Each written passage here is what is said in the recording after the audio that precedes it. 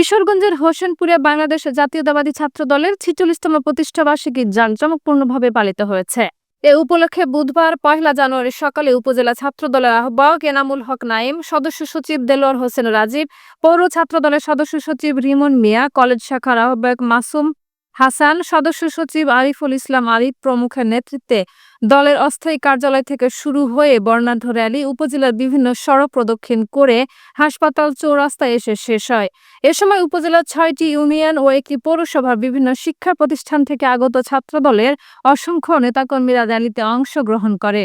১৯৭৯ সালের ১ জানুয়ারি বিএনপির প্রতিষ্ঠাতা সাবেক রাষ্ট্রপতি জিয়াউর রহমান ছাত্রদল প্রতিষ্ঠা করেন। নানা চড়াই উতরাই পেরিয়ে দেশের অন্যতম বৃহৎ ছাত্র সংগঠনে পরিণত হয়েছে বিএনপির গুরুত্বপূর্ণ সহযোগী সংগঠন ছাত্রদল।